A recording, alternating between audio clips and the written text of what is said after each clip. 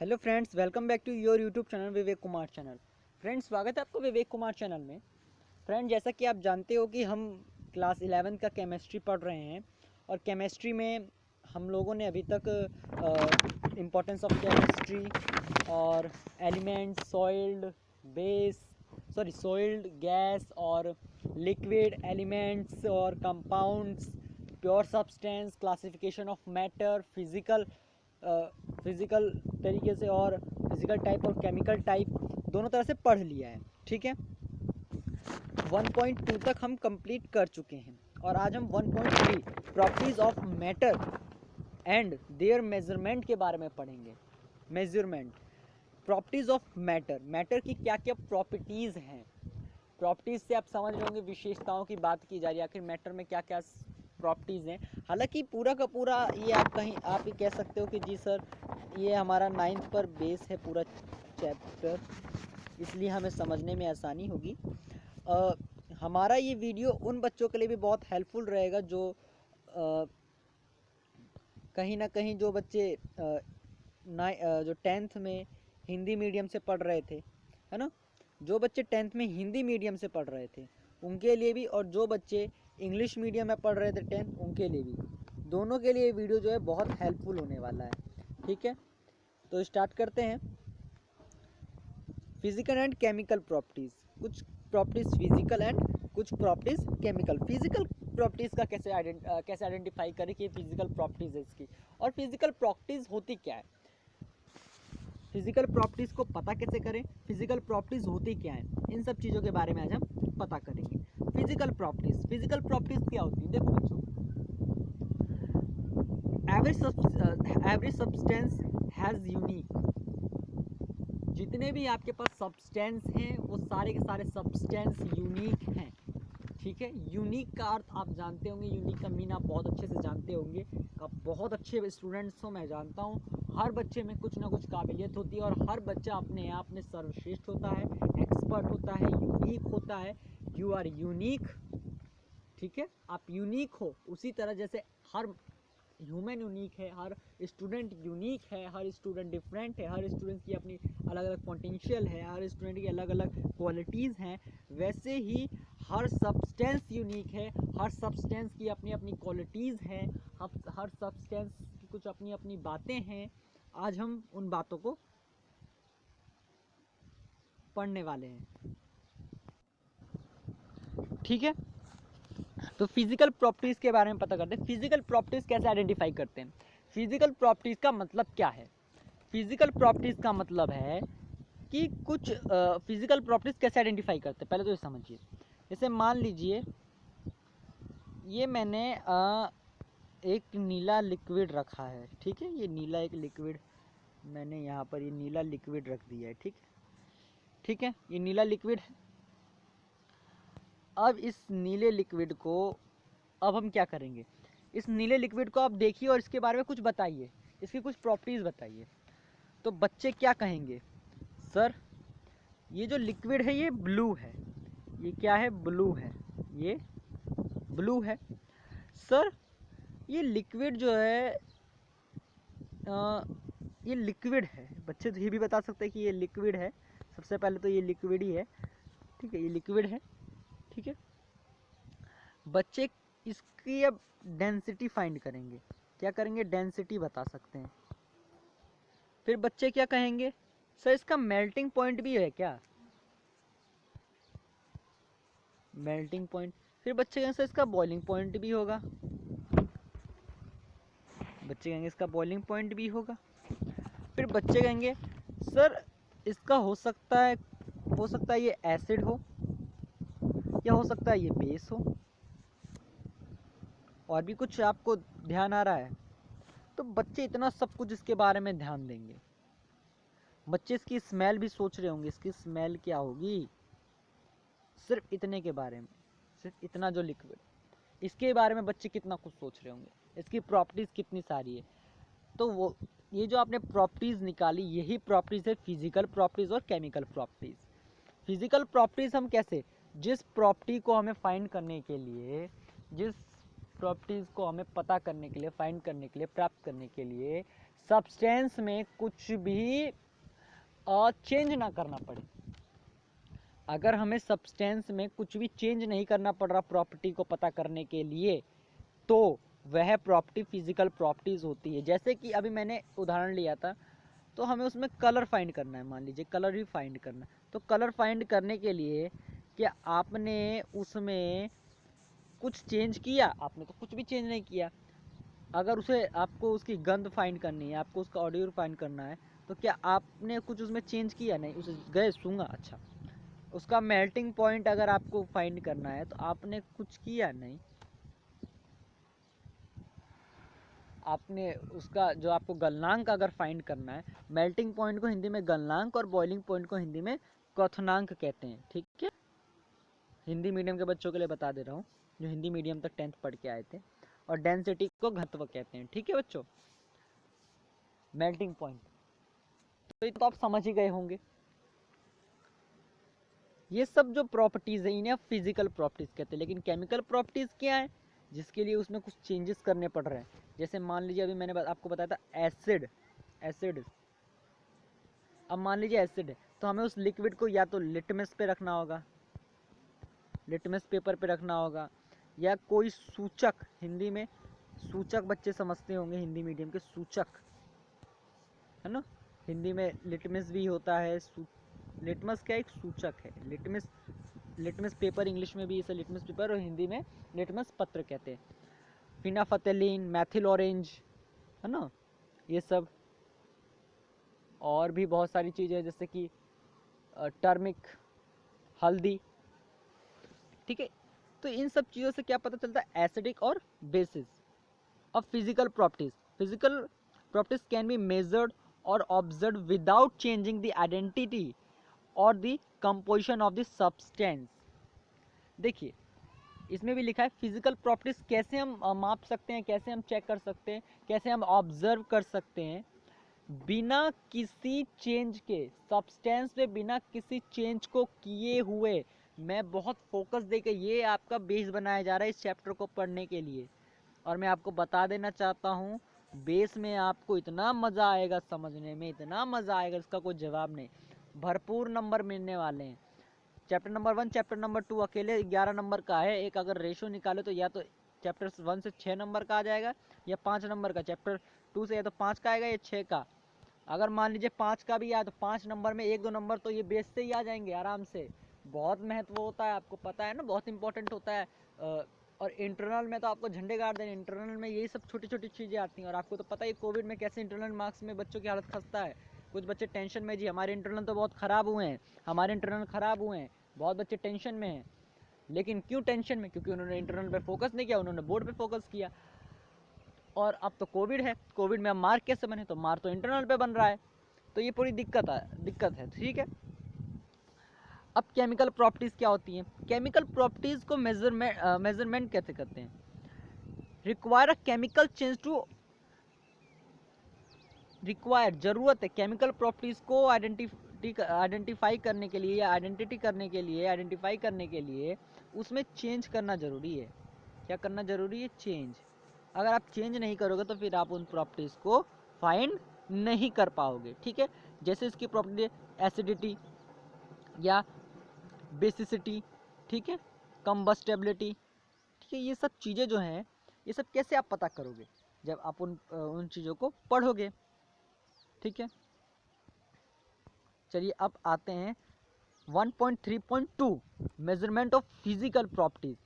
अब मेजर कैसे करोगे आप फिजिकल प्रॉपर्टीज को? तो दो टाइप दिखाए गए हैं। ठीक है, quantitative measurement of properties is required of scientific investigation. Many properties of matter such as length, areas, volume, etc. are quantitative in nature.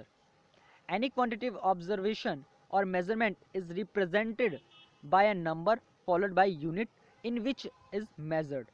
For example, length of a room can be represented as 6 meter. Here 6 is the number and m denotes meter, the unit in which the length is measured. ये बताइए, किसी भी चीज़ को measure करने के लिए, मेरे पीछे आपको कोई आवाज़ आ रही होगी तो उसे इग्नोर कर दीजिए। किसी भी चीज़ को मेज़र करने के लिए आपको दो चीज़ों की ज़रूरत होती है। पहली चीज़ होनी चाहिए आपके पास नंबर, ठीक है, अगर आपके पास नंबर है। दूसरी चीज़ आपके पास होनी चाहिए यूनिट, ठीक है, यूनिट। एक चीज़ आपको चाहिए नंबर और दूसरी चीज़ चाहिए आपको यूनिट। अब आप कहीं ना कहीं आप शायद 9th में चैप्टर नंबर 3rd में आ जाइए, चैप्टर नंबर 3rd में आ जाइए 9th के, मतलब उसी का थोड़ा सा मिलता जुलता थोड़ा अगर रहा तो बताएंगे आगे। उसी से थोड़ा सा मिलता जुलता है कॉन्सेप्ट, थोड़ा सा मिलता जुलता है, बहुत थोड़ा सा, लेकिन वो थोड़ा सा ही बहुत बड़ा है, ठीक है। नंबर और यूनिट, किसी चीज़ को मेज़र करने के लिए नंबर चाहिए और फिर यूनिट भी चाहिए। मान लीजिए जैसे इसमें बताया लेंथ, किसी रूम की लंबाई पूछी गई है, लेंथ है तो 6 मीटर बता दी। अब 6 मीटर से मैं पता चल गया अच्छा इतना से इतना है, 6 मीटर से पता चल गया कि 6 मीटर भाई इतना होता है। मान लीजिए 6 मीटर इतना होता है। आवाज़ तेज़ हो रही है मेरे पीछे वाली, आवाज़ को इग्नोर मार दीजिए, ठीक है। यहाँ से बारात जा रही है तो इग्नोर मार दीजिए आवाज़ को, ठीक है। मेज़र, तो हमें पता चल गया जी 6 मीटर इतना होता है। कितना होता है जी, यहाँ से लेकर यहाँ तक 6 मीटर होता है। माना है हमने, होता नहीं है इतना 6 मीटर, मान लिया है हमने कि जी इतना इतना 6 मीटर होता है। लेकिन क्वेश्चन उठता है अब यहाँ पर कि आखिर इतना ही 6 मीटर क्यों है। क्वेश्चन है ना, इतना ही 6 मीटर क्यों है, इतना 6 मीटर क्यों नहीं है, इतना 6 मीटर क्यों नहीं है, इतना 6 मीटर क्यों नहीं है, क्वेश्चन है ना। देखिए ये डिपेंडिंग, जैसे कि आपको पता है कि एक कार्बन का जो है कितना होता है 12 AMU, यही होता है एक कार्बन का 12 AMU, ठीक है। एक कार्बन का एटॉमिक मास यूनिट कितना होता है 12। अब कितने कार्बन का एटॉमिक मास यूनिट 1 हो तो डिवाइड बाय 12 कर दो, दोनों तरफ करिए 12, तो 1/12 कार्बन का एटॉमिक मास कितना होता है 1। और यही नापतोल का एक विधि है, ठीक है। ये सब तो बातें बात की हैं, हम जिस पे थे उस पे आ जाइए। तो हमें कुछ ना कुछ नंबर चाहिए होगा मेज़र करने के लिए और कुछ ना कुछ यूनिट भी चाहिए होगा, तभी हम मेज़र कर पाएंगे। बाय द वे हम मेज़र नहीं कर पाएंगे, समझ गए आप। तो दो डिफरेंट सिस्टम है हमारे पास, एक तो इंग्लिश सिस्टम है हमारे पास और दूसरा है मैट्रिक सिस्टम, ठीक है। अब देखिए दो सिस्टम है हमारे पास, और मैट्रिक सिस्टम कहाँ डेवलप हुआ। मैट्रिक सिस्टम जो फ्रेंच में डेवलप हुआ, वो भी 18th सेंचुरी में ये डेवलप हुआ, ठीक है। और अब बस इस पैसेज का इतना ही सार था। अब 1.3.3 पे आ जाए, the international system of unit, SI unit के बारे में आपने सुना होगा ना, SI यूनिट उसी का है, the international system of unit in France. अगर फ्रांस की बात करें तो ली सिस्टम इंटरनेशनल यूनिट्स, आपको मैं बता देता हूँ। इसमें एक आ रहा है CGPM, ये डेफिनेशन एक फुल फॉर्म है, तो ये थोड़ा आप अच्छे से याद कर ले। इस कॉन्सेप्ट, इतना जो कॉन्सेप्ट है इसमें आपको इतना याद करने की ज़रूरत है, बाकी आपको ज़्यादा समझने की ज़रूरत इसमें है नहीं। और फिर क्या है, the SI system has 7 basic unit and they are listed in table 1.1। ये टेबल 1.1 में आपको दिखाया गया, समझिए इसे। ये आप जानते हैं क्या, मुझे लगता है आम तो बेसिकली बच्चे सारे के सारे ये बहुत आसानी से जानते हैं, इसमें कुछ समझने वाली बात तो है नहीं। लेंथ को आप L लिखते हो और मीटर में नापते हो, मास को आप M लिखते हो और किलोग्राम में नापते हो, टाइम को आप T लिखते हो और सेकंड में मापते हो, इलेक्ट्रिसिटी को आप I लिखते हो और एम्पियर में, और एम्पियर का सिंबल, ये सिंबल भी दिए हुए हैं आगे, और टेम्परेचर को आप T लिखते हो और केल्विन में नापते हो, है ना। और अमाउंट ऑफ सब्सटेंस को आप N लिखते हो और मोल में नापते हो, ठीक है। और ल्यूमिनस इंटेंसिटी को आप IV लिखते हो और कैंडेला में आप नापते हो, ठीक है। ये सब तो आपको पता है। और ये कुछ इसके बारे में कुछ डेफिनेशंस दी हुई हैं, हाँ, कुछ इसके बारे में और इन्फॉर्मेशन दी हुई है।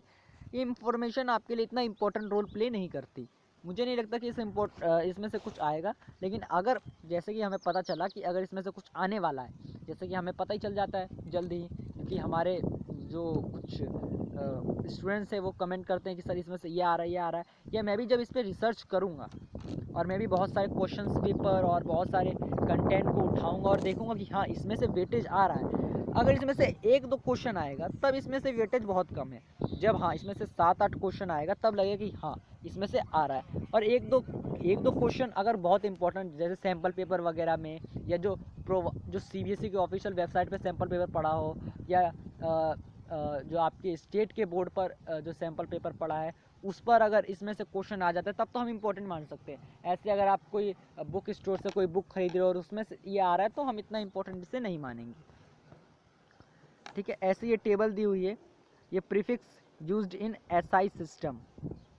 ठीक है, इसमें आपको अगर कुछ याद करना है तो आपको क्या याद करना है मैं आपको बता देना चाहता हूँ, जो आपको ज़रूरत पड़ सकती है। आप यहाँ से याद कीजिए, आप यहाँ से नैनो से शुरू हुई है, nano, micro, milli, centi, DC, deca, hecto, kilo, mega, giga और फिर टारा। इतना शायद पर्याप्त है, ज़्यादा अच्छा लगा पेटा, इतना शायद पर्याप्त है, इससे ज़्यादा आप में ज़रूरत नहीं है, इतना बहुत है। अच्छा, एक ऊपर कन्फ्यूजन है बच्चों को, और मैं कन्फ्यूजन यहीं पे शो करता हूँ। सर मास, सर किलोग्राम जो होता है वो तो उसका ऐसा यूनिट तो वेट होता है, सॉरी किलोग्राम जो है वो तो वेट का ऐसा यूनिट होता है ना। आखिर हम जब वेट, हम बच्चे गेहूं देने जाते होंगे या कुछ सब्जी खरीदने जाते होंगे, या आपकी माता बहनें सब्जी खरीदने जाती हैं, आप दुकान से चीनी, चाय पत्ती तो नहीं, चीनी, चावल जो भी खरीदने जाते हो आप उसे किलो में मापते हो और आप कहते हो इसका कितना वेट है बताओ, तो आप तो किलोग्राम में वेट माप रहे हो। तो फिर आखिर ये कैसा कन्फ्यूजन है सर, ये तो कन्फ्यूजन क्रिएट हो रहा है बहुत ज़्यादा। आप तो कह रहे हो मास का ऐसा यूनिट है, ये तो कन्फ्यूजन है सर। अब आप इस कन्फ्यूजन को सॉल्व कीजिए सर प्लीज़। बच्चों का ये है कि कन्फ्यूजन को सॉल्व किया जाए, और मैं बच्चों से कहता हूँ कि मैं बैठा ही कन्फ्यूजन को सॉल्व करने के लिए हूँ। तो मास क्या है? Mass of a substance is the amount of matter present in it. समझिए, मास क्या है? जो सब्सटेंस का अमाउंट है, जो सब्सटेंस का कुल अमाउंट है। अमाउंट आप समझ रहे हो ना, कहने का मतलब क्या है? जो सब्सटेंस है उसका जो अमाउंट है प्रेजेंट टाइम में, वो मास कहलाता है। समझिए, ठीक है, जो प्रेजेंट टाइम में उसका सब्सटेंस का जो कुल अमाउंट है वो उसका मास है। बट वेट क्या होता है? फोर्स होता है। क्या होता है? ग्रेविटी का जो फोर्स होता है ऑब्जेक्ट पर। जैसे कि मैं आपको अगर समझाना चाहूँ तो मैं आपको इस तरह से समझा सकता हूँ। मान लीजिए ये आपका अर्थ है, ठीक है, मतलब ये आपकी लेयर है, सॉरी अर्थ कह रहा हूँ, ये आपकी लेयर है, ठीक है, ये आपकी लेयर है, और ये कोई वस्तु है आपकी, ठीक है, ये कोई आपकी वस्तु है। इस वस्तु का वेट कितना है? ये वस्तु का वेट जो है, अब ये वस्तु का वेट क्या है? वेट क्या होता है? इस वस्तु पर जो फोर्स लग रहा है, इस वस्तु पर जो फोर्स लग रहा है, ये जो थिंग है इस पर जो फोर्स लग रहा है, ये जो ग्रेविटी खींच रही है, जो ग्रेविटी है जो ये खींच रही है, तो इसके लिए फोर्स लगा रही है, और यहाँ पर किसी ने इसे पकड़ा हुआ है, तो जो ग्रेविटी इस पर फोर्स लगा रही है और यहाँ किसी व्यक्ति ने पकड़ा हुआ है इसे, तो इसे जो वजन लग रहा है, ठीक है, ये क्या है? ग्रेविटी ने पकड़ा है इसे, तो ये जो फोर्स लग रहा है यही फोर्स इसका वेट है। जबकि मास जो होता है, इसमें जो substance is the amount of matter जो है वो इसका मास है, ठीक है। जैसे कि मास तो सेम ही रहता है, लेकिन जो वेट है वो अर्थ पे जो है कुछ और है, और मून पे जाके कुछ और हो जाएगा। ये आपने पढ़ा भी होगा 9th में, ठीक है।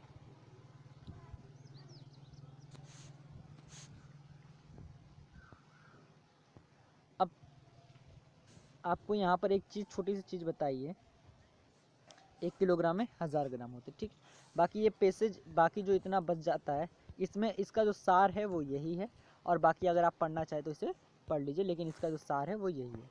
अब थोड़ा सा वॉल्यूम के बारे में जानिए। वॉल्यूम क्या होता है? Volume is the amount of space occupied by a substance. जो आपका सब्सटेंस है वो जितना स्पेस ऑक्यूपाइड कर रहा है वो उस वो क्या है? वॉल्यूम कहलाता है। जो आपका सब्सटेंस है, सब्सटेंस मीन्स ये देखिए, इसे मैं अच्छे से थोड़ा समझाना चाहूँगा, क्योंकि ये बहुत इम्पोर्टेंट है। वॉल्यूम की काफ़ी बच्चों को कोई डेफिनेशन जो है फिक्स नहीं हो पाती और बच्चे जो है कन्फ्यूजन में ही रह जाते हैं, ठीक है। और मैं चाहता हूँ कि बच्चों को किसी तरह का कन्फ्यूजन हो ही ना, बच्चे एकदम श्योरिटी से चले, है ना।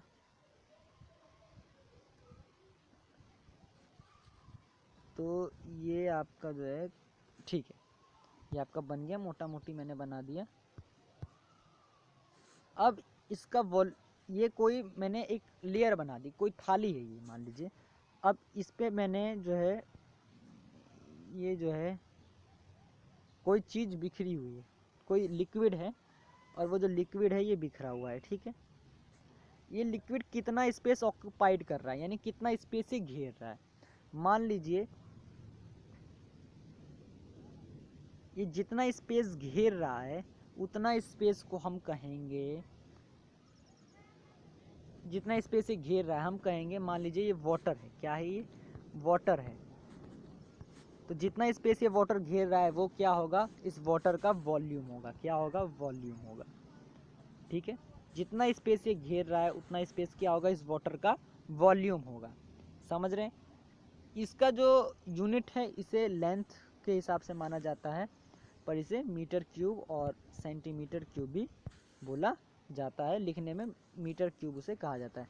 और ये निकलता कैसे, मान लीजिए कोई क्यूब है, कोई क्यूब है, तो इसका वॉल्यूम क्या होता है आपको पता ही है, वॉल्यूम आपको पता है LBH होता है ना। लेकिन अगर कोई घन है, घन आप सब बच्चे समझते होंगे, जिसका ये है वॉल्यूम, ठीक है। तो इसका जब ये वॉल्यूम है, जब ये इसका वॉल्यूम है तो जाहिर सी बात है यही इसका वॉल्यूम निकलेगा। अगर मीटर हुआ तो ये, और सेंटीमीटर हुआ तो ये, ठीक है। और चीज़ें पढ़ते हैं इसके बारे में। ऐसा system volume has unit of metre cube, ऐसा सिस्टम के हिसाब से वॉल्यूम का जो होता है वो मीटर क्यूब होता है। But again in a chemistry laboratories smaller volumes are used, hence volume is often denotes in centimetre cube और डिमीटर क्यूब, डिमीटर या डेसीमीटर, इस तरह की चीज़ें से बोली जाती है। देखिए वैसे तो मीटर क्यूब होता है, लेकिन क्योंकि लेबोरेटरी में इतनी बड़ी मात्रा में इतनी बड़ी वैल्यू रखना ठीक नहीं है, क्योंकि मीटर क्यूब अपने आप में बहुत बड़ी वैल्यू, इसलिए इसे सेंटीमीटर क्यूब में ही लेबोरेटरी में यूज किया जाता है। 70 मीटर क्यूब में ही काम वहाँ चलता है। मीटर क्यूब का आप समझते हो ना, मतलब मान लीजिए 10 मीटर है, मीटर कितना है 10, तो ये हो गया 1000। अब वहीं अगर सेंटीमीटर होगा, अगर वहीं वो सेंटीमीटर होगा तो जब 1 सेंटीमीटर की बात की जाएगी तब इतना मामला नहीं बड़ा होगा, ठीक है। इसका कॉमन इसे यूज किया जाता है लीटर, वॉल्यूम को हमेशा हम लीटर वगैरह में देखते हैं, है ना। जैसे कि आप मिल्क लेने जाते हो, आप मिल्क लेने जाते हो डेयरी पर, तो आप वहाँ पर लीटर में देखते हो, आप वहाँ पर लीटर देखते हो। बट ये कोई ऐसा यूनिट नहीं है, बस मेज़र करने के लिए नॉर्मली हम यूज़ कर लेते हैं, but it is not a SI unit. 1 litre में 1000 मिलीलीटर और 1000 सेंटीमीटर क्यूब में 1 DM क्यूब होता है, ठीक है।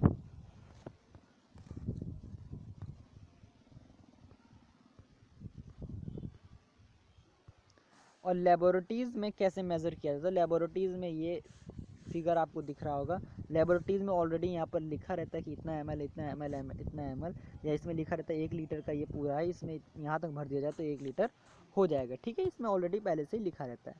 अब है डेंसिटी। डेंसिटी क्या है, डेंसिटी की 2 प्रॉपर्टीज़ है, मास और वॉल्यूम। मास अपॉन में वॉल्यूम रख दिया जाए और डेंसिटी निकल आएगी। डेंसिटी का ऐसा यूनिट, मास का ऐसा यूनिट रखिए और वॉल्यूम का ऐसा यूनिट रखिए, और डेंसिटी की यूनिट, डेंसिटी का जो है निकल आएगा आपका ऐसा ही यूनिट, ठीक है। देखिए केमिस्ट्री में इतना बड़ा जो है नंबर ठीक नहीं रहता, इसलिए से ग्राम सेंटीमीटर माइनस क्यूब में शो कर देते हैं, ठीक है। इसके बाद टेम्परेचर की बात आती है, क्या आती है, टेम्परेचर की। टेम्परेचर जो कॉमन स्केल पर मेज़र किया जाता है वो 3 होता है। सेल्सियस में मेज़र किया जाता है, और किस में मेज़र किया जाता है, फ़ारेनहाइट और केल्विन। ठीक है, के is the SI unit. Kelvin का एसआई यूनिट क्या होता है? के। ठीक है, थर्मामीटर जो होता है, जो इसका स्केल होता है, उस पर जो है केल्विन या फ़ारेनहाइट ही देखा जाता है। ठीक है, 0 से 100 डिग्री सेल्सियस तक होता है। अब फ्रीजिंग पॉइंट और बाकी पॉइंटों की बात देखते हैं। तो देखिए, फ़ारेनहाइट कैसे निकलता है और केल्विन कैसे निकलता है, ये आप देख लीजिए। उसके बाद ये थर्मामीटर पे आ जाइए। थर्मामीटर 0 से शुरू होता है और 100 तक जाता है ना। 0 से तो नहीं, 0 से ही होता होगा वैसे, क्योंकि यहाँ से 0 दिखाया गया है वैसे यहाँ पर, तो यहाँ माइनस में भी होता होगा। ठीक है, अब देखिए, तो इसमें क्या बताया, बॉइलिंग पॉइंट वाटर क्या होता है? 100 सेल्सियस। और हमारा टेम्परेचर 37 डिग्री सेल्सियस, और रूम का टेम्परेचर 25 डिग्री, और freezing point of water 0 degree Celsius होता है। अब समझिए, एक बच्चे ने क्या कहा, हमें कमेंट किया कि सर बॉइलिंग पॉइंट तो 1000 डिग्री सेल्सियस है और हमें बुखार होता है 101 डिग्री सेल्सियस, 102 डिग्री सेल्सियस, यानी कि ये तो बहुत ज़्यादा हो गया, हमें इतना बुखार होता है। तो मैंने उसे समझाया कि बिल्कुल नहीं, ऐसा बिल्कुल नहीं होता। हमें बुखार 102 डिग्री या 103 डिग्री सेल्सियस नहीं होता है। हमें क्या होता है बुखार? 51 या 52 डिग्री सेल्सियस, 51-52 भी नहीं, जो मापा जाता है, समझिए, जो मापा जाता है, हमारा टेम्परेचर नॉर्मली कितना होता है? 37 डिग्री। और अगर फ़ारेनहाइट में देखा, फ़ारेनहाइट निकल जाता है मेरे मुंह से, एफ डिग्री बोलूँगा मैं अब। एफ डिग्री में अगर देखा जाए तो ये 98.6 डिग्री एफ है। आप समझ रहे हो इसका मतलब? यानी कि आपको बताओ, थर्मामीटर में जो 101 बताया जाता है, वो 101 डिग्री एफ बताया जाता है, ना कि 101 डिग्री सी बताया जाता है। 101 डिग्री एफ, अगर 37 का 98 है, तो आपके पास फॉर्मूला है ये। और अगर मैं आपको बताऊं कि आपका बुखार 101 डिग्री अगर बताया गया है, तो आपको यहाँ 101 लिखना है, फिर 9/5 लिखना है, फिर क्या करना है, 0C32। ठीक है, यहाँ तो 505 हो जाएगा, जाहिर सी बात है। और 9 डिग्री C प्लस 32, और 505 में से 32 जाएगा, अभी 9C बचा हुआ है। ठीक है, 505 में से 32 चला जाएगा, तो कितना बचेगा? 473 बचेगा, और अपॉन में 9 आ जाएगा डिग्री सेल्सियस। तो करीब करीब अगर एक कट जाएगा तो 52 पॉइंट कुछ आएगा, यानी कि हमें 52 डिग्री सेल्सियस बुखार है, ये आप कह सकते हो। ठीक है, तो ये जो है बहुत बड़ा दिक्कत था बच्चों को, तो ये मैंने आज सॉल्व कर दिया। अनसर्टेन क्या पढ़ने वाले थे? हाँ, ये पढ़ने वाले थे, अनसर्टेनिटी इन मेजरमेंट। ये थोड़ा सा वर्ड गलत निकल सकता है मेरे मुँह से। ठीक है, many a time in the study of chemistry. ठीक है, देखिए, समझिए, इसे समझने वाला थोड़ा ये कॉन्सेप्ट है। अगर आप इसे समझ जाते हैं तो आपको ये बहुत हेल्पफुल करेगा, अगर समझ जाते हैं तो। ठीक है, देखिए, कुछ चीज़ें ऐसी जिन्हें हम जो है माप नहीं सकते, हमारे पास उसे मापने का उपाय ही नहीं है। मान लीजिए चमक, एक हम उपाय मानते हैं चमक। क्या आप इसे नंबर से माप सकते हो, मेज़र कर सकते हो? नहीं कर सकते। मान लीजिए लेंथ थी हमारे पास 6 मीटर, वॉल्यूम था 8 मीटर क्यूब, ये सब तो हम देख ले रहे हैं, लेकिन इसके अलावा जो ये है, बहुत सारी चीज़ें हैं जिन्हें हम हैंडल नहीं कर पा रहे, जो पॉसिबल ही नहीं हो पा रही हमारे लिए। ठीक है, उसे हम जो है रेफरेंस स्टैंडर्ड, ये जो आपका ये वाला पैराग्राफ है, इस पैराग्राफ को आपको थोड़ा सा पढ़ना पड़ेगा, घर पे पढ़िए इसे, खुद पढ़िए, ठीक है। इसमें आपको काफ़ी बातें पता चलेंगी। अब साइंटिफिक नोटेशन क्या है, साइंटिफिक नोटेशन पे आ जाइए। देखिए साइंटिफिक नोटेशन में भी आपको ज़्यादा पढ़ना नहीं है। साइंटिफिक नोटेशन में पहले मैं एक हल्का सा आपको फॉर्मूला बता देता हूँ, पहले ही बता दूंगा मैं आपको हल्का सा फॉर्मूला,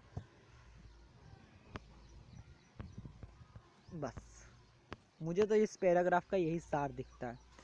क्या आप इतना बड़ा नंबर लिख सकते हो? You can write, can you right, can you right students? बच्चे कहेंगे सर इम्पॉसिबल। सर ये तो इम्पॉसिबल है, हम तो लिखते ही रह जाएंगे। बिल्कुल यही बात है, आप लिखते रह जाओगे, यही बात है। अगर हम स्पीड ऑफ लाइट की बात करें, खैर आप लोगों को तो पता ही होगा स्पीड ऑफ लाइट कितनी होती है, क्योंकि आपने तो लगभग 10th में ही पढ़ा है, जो आपका शायद लाइट वाला ही चैप्टर था, उसमें आपने पढ़ा होगा कि सबसे तेज़ जो है अभी तक का सूर्य की प्रकाश है, सनलाइट है। लेकिन आप सोचिए, आप खुद सोचिए, इमेजिन कीजिए उसकी लाइट को हम कैसे रिप्रेजेंट करें। उसके लिए हमारे पास आंकड़ा ही नहीं, ख़त्म हो जाएगा आंकड़ा, कितने टाइम में आ रहा है वो, कितने माइक्रो टाइम में आ रहा है। इसलिए अब यहाँ पर कुछ चीज़ें समझिए, ये आपके लिए कुछ मल्टीप्लाई करने के लिए, डिवाइड करने के लिए कुछ कॉन्सेप्ट है, कुछ ऐड और कुछ सब्ट्रैक्ट करने के लिए कुछ चीज़ें हैं। तो देखिए मैं आपको ये सब अभी नहीं बताने वाला हूँ, ठीक? क्यों नहीं बताने वाला हूँ समझ जाएंगे आप लोग। अनसर्टेनिटी इन मेजरमेंट, ये वैसे आपका बहुत इंपॉर्टेंट टॉपिक है। इस टॉपिक पर अच्छा खासा डिस्कशन भी हम करेंगे, लेकिन हम इसे नेक्स्ट वीडियो में कवर करने की कोशिश करेंगे, ठीक है। और नेक्स्ट वीडियो में हो सके या उससे आगे हम कुछ चीज़ें ऐसी पढ़ने वाले हैं जो शायद आपको बहुत जल्दी समझ आ जाएगी। ये चैप्टर बहुत इंपॉर्टेंट है आपके पेपर के लिहाज से, तो इस चैप्टर को ज़रूर पढ़ें। मेरे पीछे जितनी भी आवाज़ें आ रही होंगी उन्हें इग्नोर ज़रूर करें, इग्नोर करते रहें उन्हें, क्योंकि आवाज़ें तो आती रहेंगी, ठीक है। और अपनी पढ़ाई को सुचारित रूप से रखें। अभी आप, मुझे पता है कि अभी आप जो है 11th में पहुँचे नहीं हैं, लेकिन आपकी चाह है कि हम 11th में पहुँच जाएंगे और हमें साइंस स्ट्रीम भी मिल जाएगा। तो कॉन्ग्रेचुलेशन, ईश्वर करे आप जौन से कोर्स को लेना चाह रहे हो वो कोर्स मिल जाए। अगर आप आर्ट्स लेना चाह रहे हो तो आर्ट्स मिल जाए, कॉमर्स लेना चाह रहे हो कॉमर्स मिल जाए, साइंस लेना चाह रहे हो साइंस मिल जाए। कुछ बच्चे पॉलिटेक्निक भी करना चाह रहे हो तो पॉलिटेक्निक भी उन्हें मिल जाए। और जो ट्रेड लेना चाह रहे हो या जो कोर्स करना चाह रहे हो वो कोर्स वो करें, ऐसा मैं जो है ईश्वर से दुआ करूँगा। और आपके नंबर अच्छे आएंगे, इंटरनल को कभी इग्नोर ना करें। और अगर कोई भी आपको डाउट होता है इस वीडियो में या मेरे पिछले वीडियो में, तो आप कमेंट बॉक्स में मुझे कमेंट कर दें, मैं उस डाउट का सॉल्यूशन आपको ज़रूर दूंगा। फ्रेंड्स बहुत इंपॉर्टेंट है आपके लिए ये चैप्टर्स, तो इन चैप्टर्स को ना भूलें, इन चैप्टर्स को बहुत अच्छे से पढ़ें, बहुत काम आएगा आपकी लाइफ में ये, ठीक है। आपने इम्पोर्टेंस ऑफ केमिस्ट्री पढ़ा ही होगा, इम्पोर्टेंस ऑफ केमिस्ट्री वाला टॉपिक जो कि हमेशा से 5, 3, 2, 1 के अनुपात में आता रहा है और बहुत इम्पोर्टेंट है, तो आप ज़रूर पढ़ें। वैसे वीडियो ख़त्म हो चुका है, तो फ्रेंड्स हम अलविदा कहते हैं आपको, बाय। और अपनी पढ़ाई को घर पे ही रहकर सुरक्षित रहकर करें। कोविड बहुत बढ़ गया है, तो कोविड के सभी प्रोटोकॉल्स को फॉलो करें और ज़्यादा से ज़्यादा न्यूज़ देखें और करंट अफेयर्स को पढ़ें, क्योंकि कोविड आपके लिए बहुत, कोविड की न्यूज़ें आपके लिए बहुत इंपॉर्टेंट हो सकती हैं फ्यूचर में। कोविड से बचें। थैंक यू फ्रेंड्स, घर में रहें, सुरक्षित रहें।